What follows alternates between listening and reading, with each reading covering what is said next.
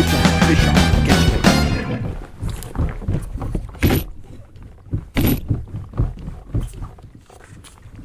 Fish on.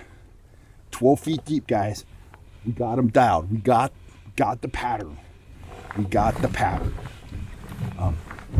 One rod in the water. It's just a money presentation right now. Small orange junior trolling fly, 12 feet deep. Hybrid lead core rig. I was talking to Wes on that one, and it's just hammer time. This one doesn't feel as big, but you can't tell until you get him up. Crossing behind me, so I need to kind of come around. Boat control is important. Kayak control is even more important. I got a big old rudder hanging down behind the kayak there, and these fish are pretty wild fighters, so you have to be aware of that. Fish position when you're trying to land a fish is critical, and so is being patient. I lost a big fish earlier this morning because I was impatient with the net. Typically they've been coming, right there. They get up to within about a color, maybe half a color of the kayak. Oh, big jump. And they decide they don't like the way things are going. They start going absolutely crazy. So I'm just nice gentle pedal here. This fish isn't done by any means. It's right there, just an average sized fish. They fight like steelhead here at Eagle Lake. Just another handsome trout.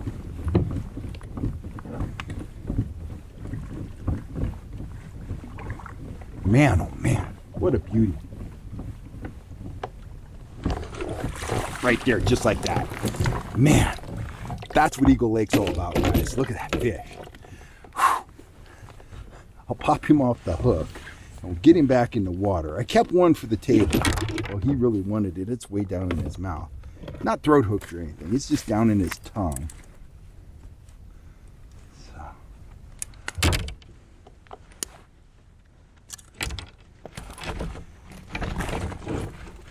Nice rubber net here, so it's not damaging the fish. He has a piercing now though. So let me dip him in the water, then we'll show him to you guys. Get him back in there, and then we'll get him on his way.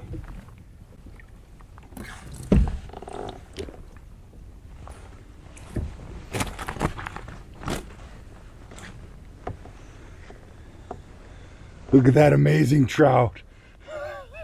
What a stud. That's what trolling flies can do. Get him back in here.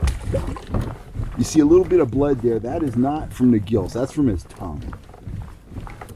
I'm sure it didn't feel good, but it's not life-threatening. The water's nice and cold, 50 degrees right now, so he'll be just fine.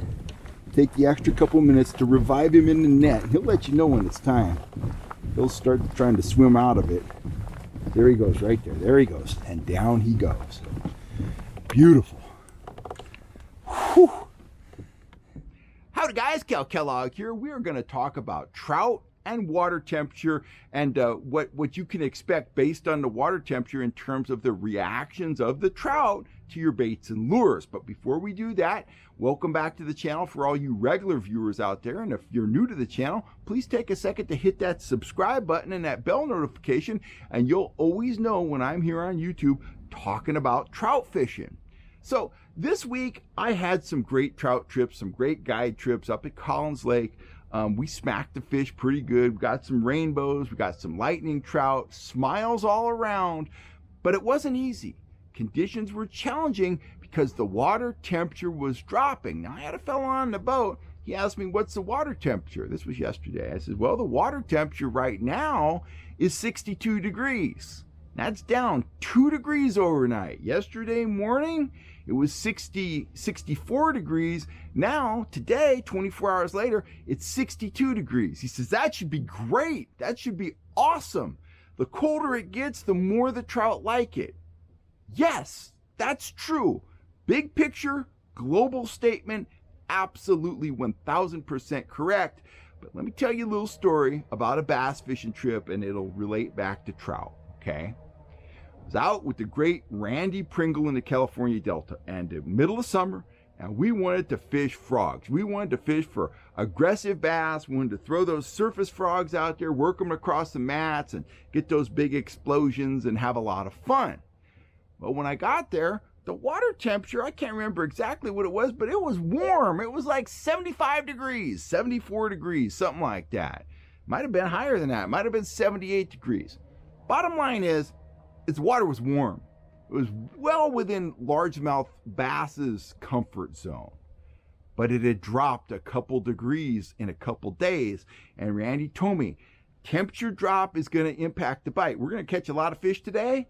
We're probably going to have to catch them on soft plastics because they're not going to be responsive to frogs because they're not feeling that aggressive because they don't like a temperature drop.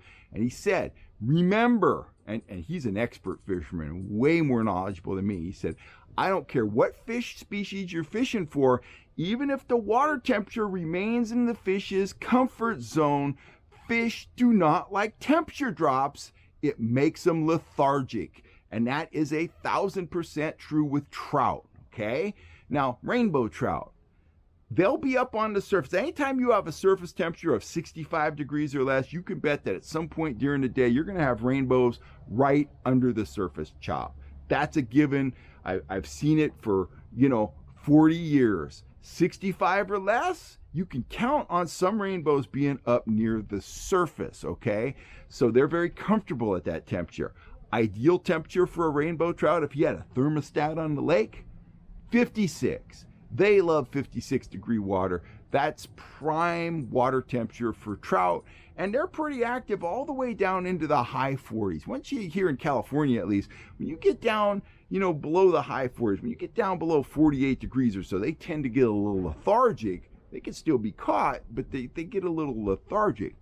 But back to the angler that was on my boat yesterday, he was correct in that the temperature was, yes, it was dropping. It was getting closer to that, that key temperature of 56 degrees, but a 2-degree surface temperature drop overnight, that's a lot. And even though the water temperature stayed within the comfort zone of the trout, that combined with post-front conditions made the fish very lethargic. And I explained that on the boat, but I adjusted to that. I slowed down, I downsized, and I made very sure that I was using a lot of scent on my baits. I gave them a small profile bait with a lot of action that was moving slow enough to stay in the strike zone. I also worked areas hard that were showing fish. If I got hit in an area, I worked it hard because I knew there was at least one feeding fish in that area and there would likely be more. And that's what it proved out to be. We really caught fish only in 3 areas yesterday. We fished the entire lake. Collins is a small lake, especially right now. It's down a little bit. But I really only caught fish in 3 different areas because the fish, they weren't up. They weren't roaming around. They were kind of holding. They were lethargic. But by going slower, offering them that lure with a lot of erratic action, utilizing the scent and the small profile bait that stayed in the strike zone, I was able to get those fish to go. We had a very good day. And we put 13 fish in the box. Well, the anglers around us, they were struggling to get hit. I talked to one guy that had 1 fish, another guy had 1 strike.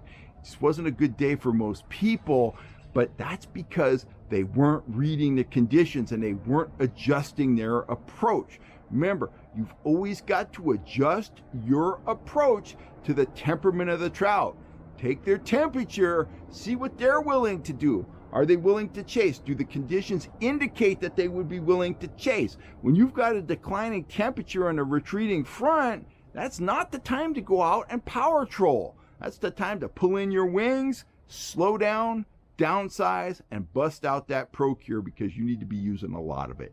Anyway, that's just a strategic trout trolling tip from me. I'm Kel Kellogg. I'll catch you next time right here on YouTube. And if you're looking for trout gear that encompasses the full range of presentations from aggressive to subtle, large to small, get on over to fishhuntshoot.com and we'll hook you up with exactly what you need. And if you want to learn from me on the water firsthand, you can check out our guiding calendar. You can book a trip with me. I'll be at Collins Lake through the spring. We'll get out on the water and talk trout fishing while we're reeling in those lightning trout and those rainbows.